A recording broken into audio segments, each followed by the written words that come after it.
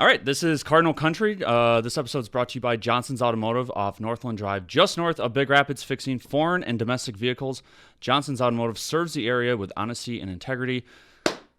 Very special guest today. We have Tyler Schuberg of the Schuberg Insurance Agency downtown.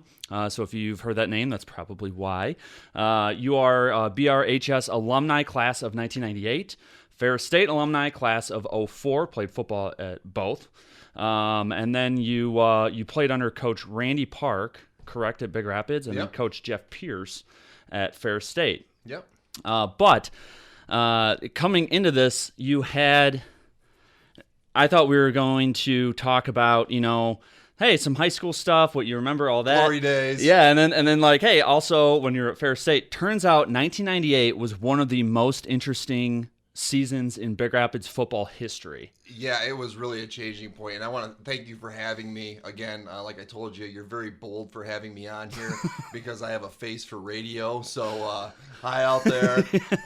But yeah, it was really it was a revolutionary time in football in general because the game was changing. We went from all these wing T teams, these running teams, running the ball, to really starting to open it up with the passing game. And that really started becoming prevalent in the 90s. There was some players in Big Rapids High School like Eric Hansen, terrific athlete. Boy, they were trying to make him a great quarterback because throwing became so important. Yeah, and you shared with me. Well, first off, let's kind of recap that season for you. So you went 7-2, outscored opponents by a total of 175 points throughout the season. Two local rivals that were still in your conference that year, Chip and Reed City, totally dominated them both. Yeah, I mean, those Chip, were some good games. 45-12, Reed City, 53-7. In fact, the only game that you lost to either one of those teams would have been your sophomore year. You guys barely lost to Chip. Other than that, you blew everyone up. You lost that year to Fremont to open up the season, and then you lost to Muskegon Orchard View towards the end of the season, which, by the way, we're 2-9 against them all time. So I'd say they got a tough school, a good squad there. Losing 54-44 sounds like a shootout. That sounds like it was a great game. It was a fun game. It really was. Everybody in the stands was highly entertained from that game for sure. And I have to say, I do not remember the last time Big Rapids put up 44 against Orchard View. So, yeah, obviously, an unbelievable team that year for you guys. Yet, you missed the playoffs, which is kind of ridiculous. It was wild. It was back when the point system was in place, and we missed it. And I can't recall the exact number. It was a 10th or 100th. I know 100th is a lot closer, but it was a fractional point that we missed the playoffs by, and we actually missed it to Fremont, which also dug a little dagger into us. And we look back on the season and reflected, boy, if we would have gotten in the playoffs, this team had a lot of talent and could have really done some damage in the playoffs. How far we would have gone, I don't know. But we had a really, really good thing going. And when you talk about a team, when you talk about us going 7-2 and this great team that we were on, it is a team. I mean, it is top to bottom. We had some great athletes. We had 7 go ahead of opportunities to play college football. Nick Scheibele, our quarterback, he played D1 at Ferris. Nick Allen went to Saginaw Valley. Will Bowman went to GRCC, but then ended up playing for Saginaw Valley. Jamie Ellenberg, Sean Bonnell, John Gilmore, those guys had opportunities too, and they were terrific players. And so we really had that talent, but we were much deeper than that too. Even our depth that we had from some of the juniors. Nick Zender was on that team. Oh, yeah, really? Yeah. So I mean, it was a really great team, and it was so much fun. It was one of the funnest seasons I've ever played in. So, but all of these things that added up, and then the coaching by Randy Park, Eldon Houston, Bill Scheibele was a coach on there, Nice. Jason Jeffrey. So we had a great coaching staff, and I think we all had one goal in mind, and that was each week to go out and give it our best, and really that showed on the scoreboard. Yeah, and when you go down, you shared with me right when you came in here this list of all-time records, which slight deviation from what we're talking about. It's kind of a shame that we don't keep these individual records today, because how do we compare?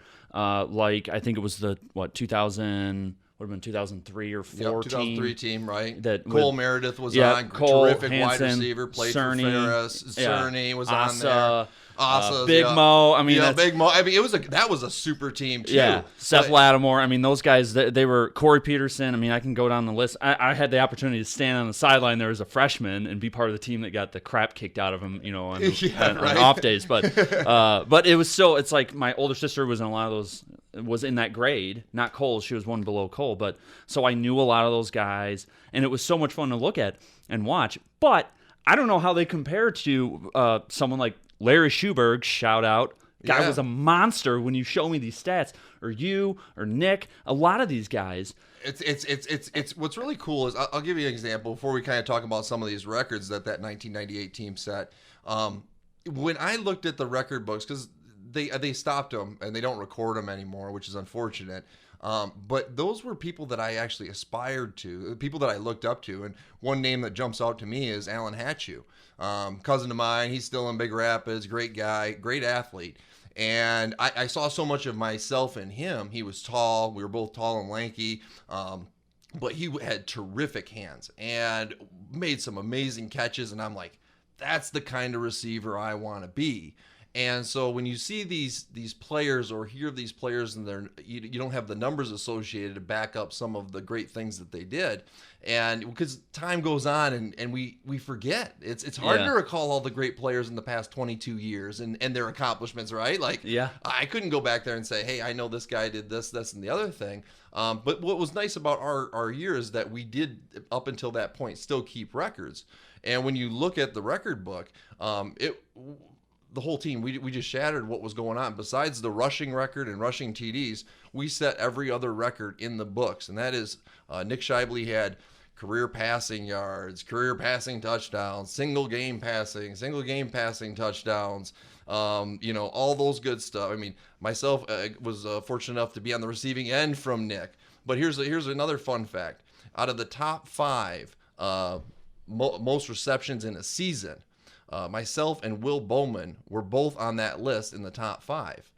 And what this really speaks to is a changing of the game where it went from that run to the pass. And we put up some really big numbers. One of the games against Fremont in that initial game, I think I had 238 yards receiving in that game. That at the time was like number 7 all time in Michigan's history of receiving yards in a game for high school.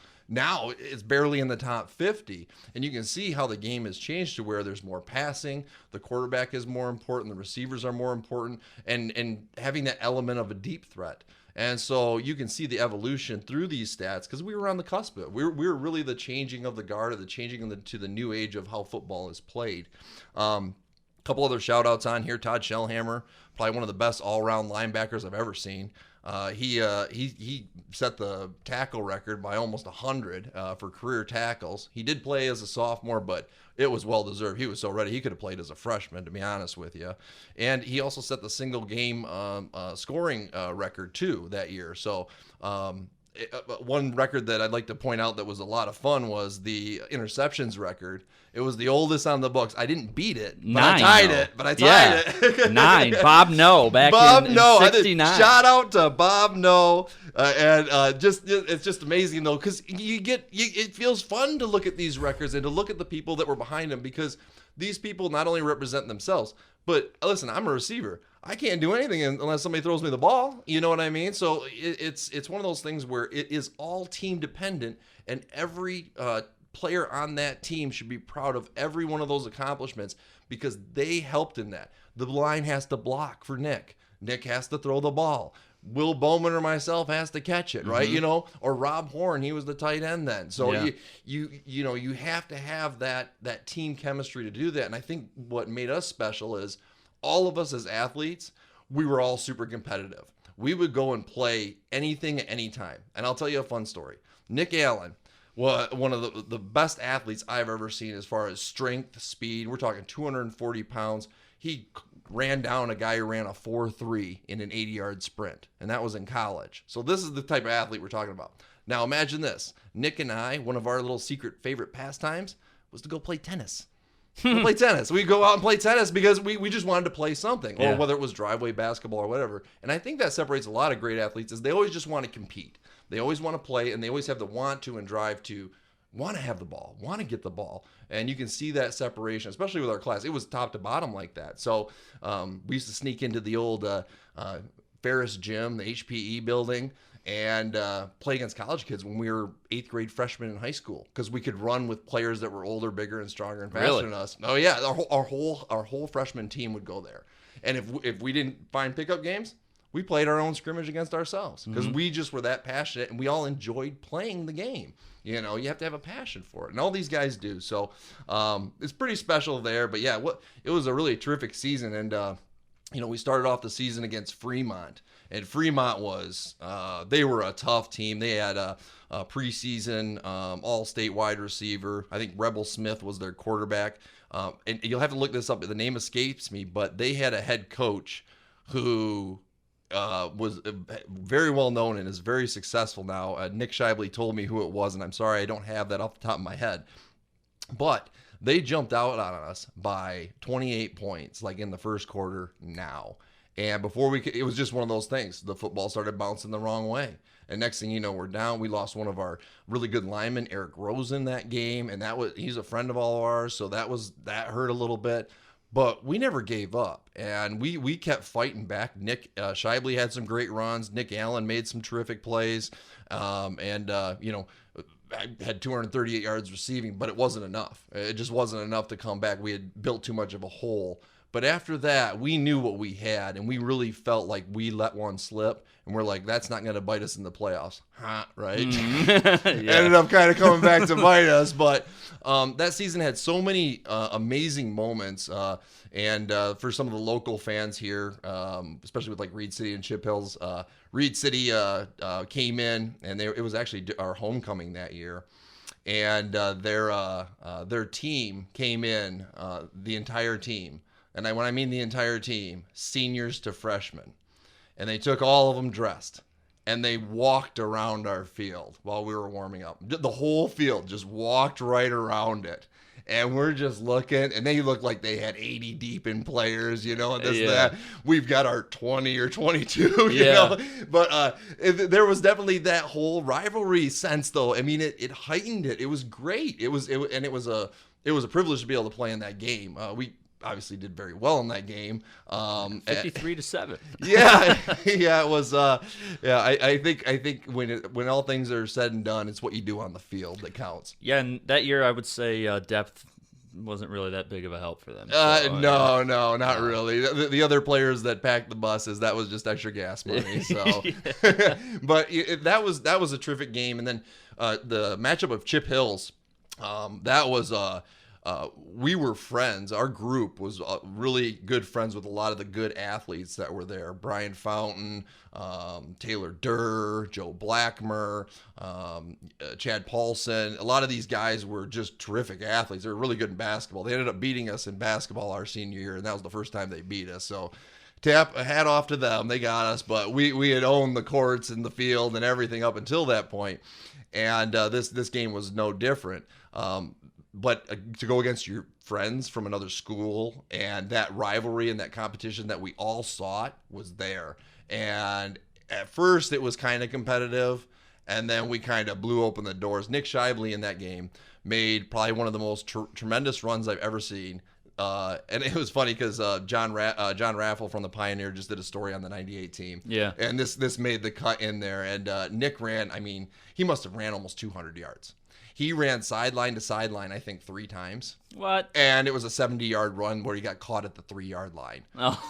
So I was chatting with my dad about this story, you know, and I can't recall. I don't know if it's on film. Maybe I can dig it up. But I recall just trying to get to Nick. I was sprinting to get to him for a lateral because I could see his legs were kind of going. I mean, this was it was a miracle run. Spin moves, juke moves, and move. And so you can only, you know, the legs can only do so much. So I'm sitting there like, come on, pitch me, I can finish it. I didn't get there in time, you know. But what a terrific run, what a terrific player. So but that was a lot of fun with Chip Hills.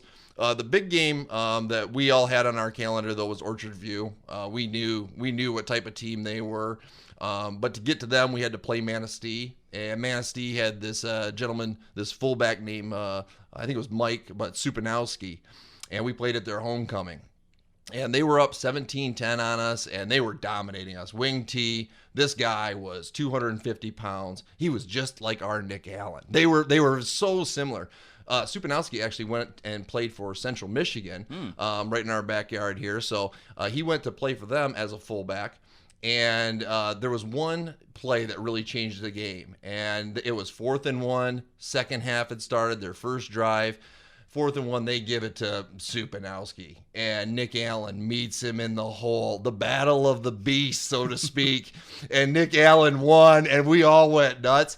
After that, I don't know what the score was, 40-something, 48-17 or something along those lines. 46-15. 46-15. So, yeah, so it was like, it was probably, I think the halftime score might have been 0-15 or 7-15, somewhere. Really? 6-15, yeah, something like that. So we put up basically 40 points in the second half on them. Whoa. And that game, I only had one reception.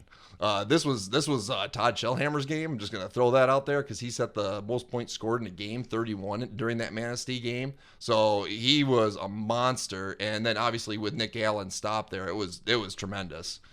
And then to move on to Orchard View, we knew this team was fast. They did a wing tee like no other. It reminded me of the old Belding teams. I don't know if you recall that, but Belding used to run the wing tee better than anybody with brown arm pads on everybody. So you didn't know who had the football, the old school stuff, the old school trickeration. Yeah. But playing them, it was a back and forth shootout. We couldn't stop them. They couldn't stop us.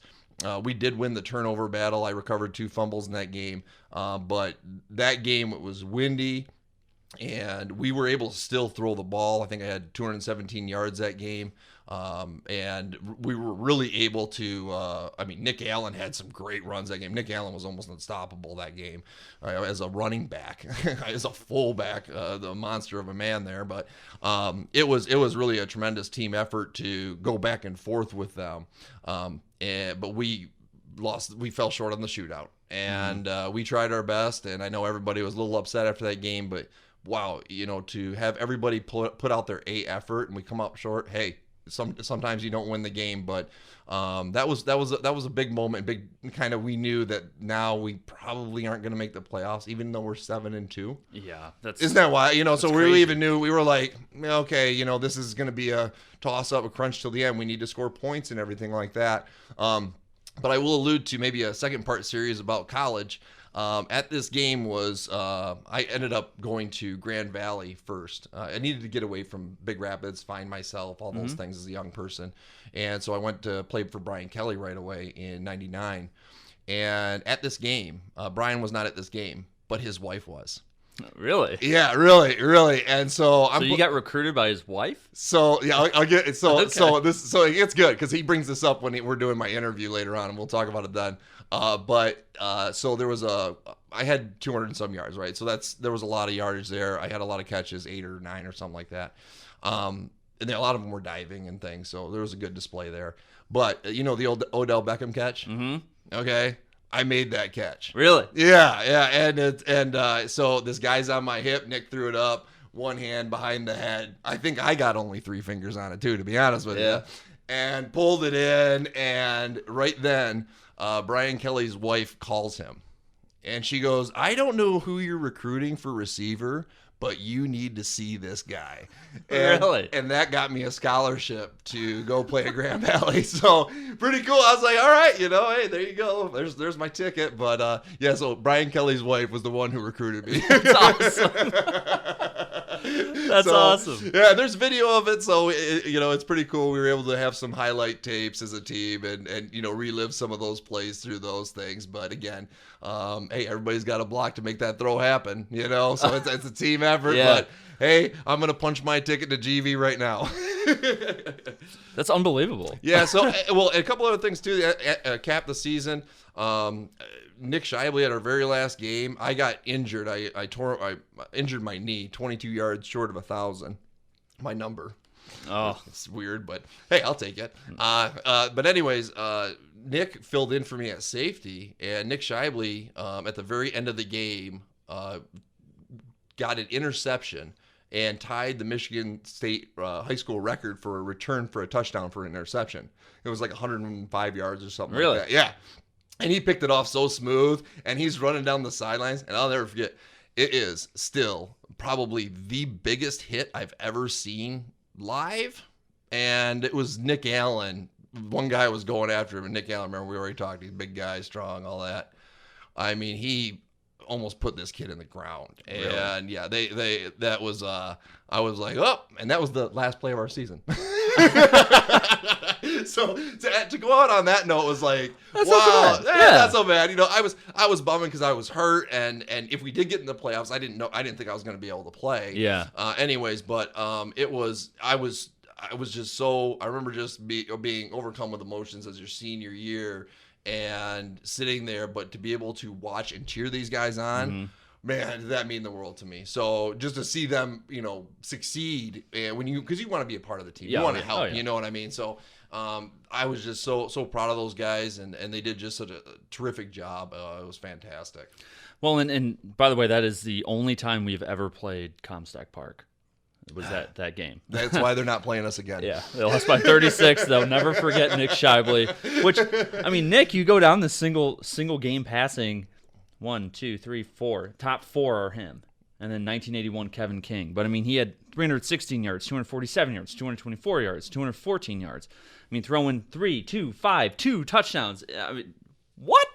It's crazy, you know. If you guys were insane, though. If you look at the records that were put out there, you know, here's what I will say is that we were very, very fortunate on that team to have so many weapons. I mean, not only that, I mean, an unspoken guy, and you can look at records, but records only show you certain players that were put in positions to set records, right? Yeah. Because of opportunity. Let's just be honest, the opportunities and things like that.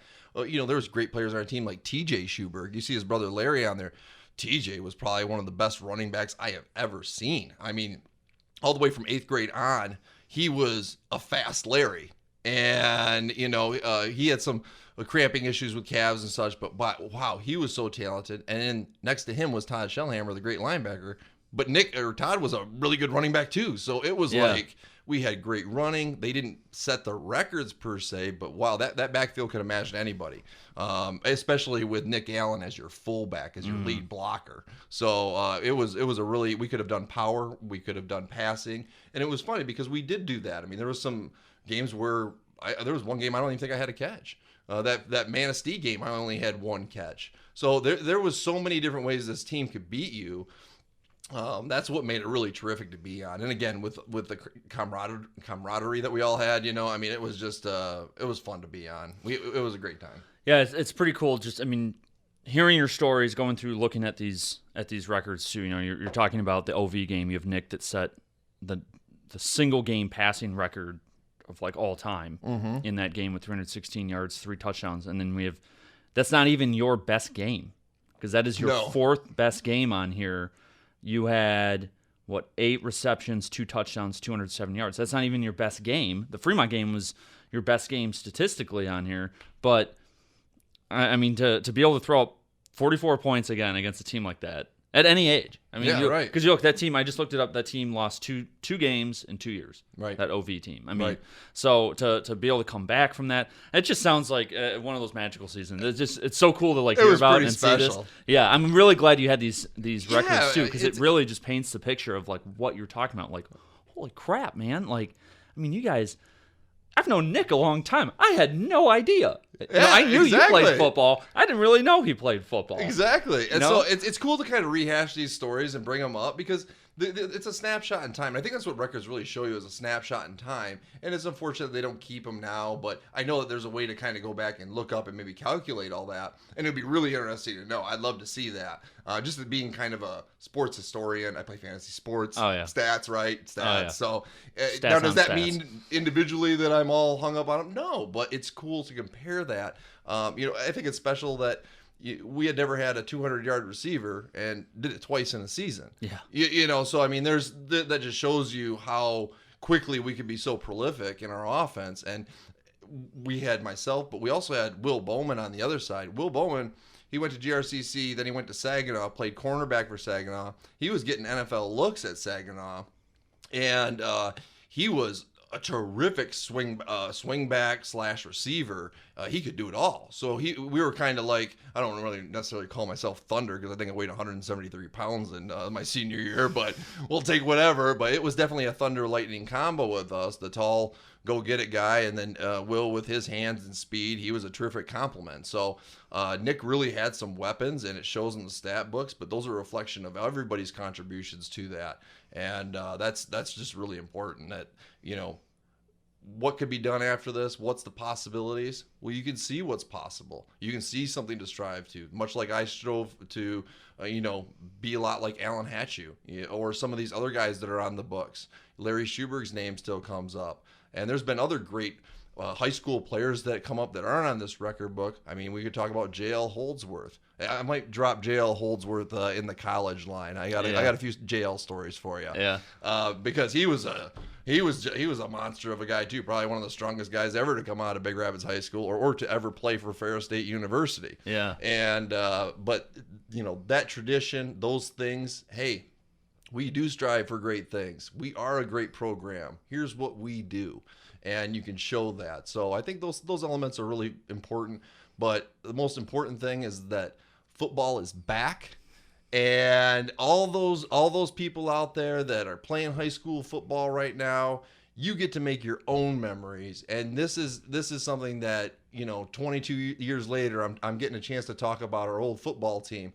You're going to have the same chance down the road because you're going to have an opportunity to play. And I can't be more excited for all those young kids out there, as as a coach. Oh yeah. It's very exciting. We're very excited to pick up a lot of those games, and I get to call the game. I get to say what's going on. So that's pretty sweet. Yeah, it should be fun this year too. We got Reed City and Chip Hills as well. So we're just trying to help these kids, get out there and let everyone see and watch them even on Facebook this year.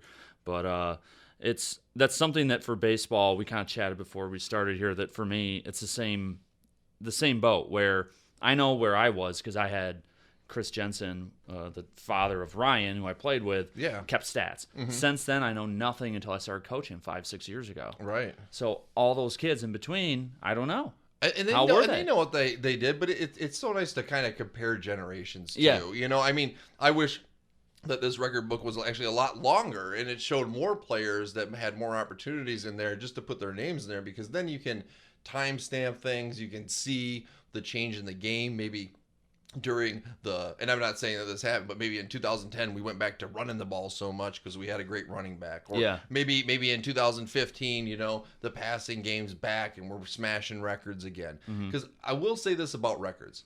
Records are made to be broken. Now, are all of them going to get broken? Who knows, whatever the case may be. But it does create a standard of excellence. And it does create something that you can strive towards as an athlete. I think we can all appreciate that. That's why we have our icons in sports, whether it be LeBron James or, if you're a Stafford fan. Did I say that? But Sunday, yeah. If it just depends, what your icon is and what did they represent. Well, this is just all a part of that. Yeah, it's pretty cool. And, very cool. Tyler, I appreciate you coming in, sharing all this stuff with us.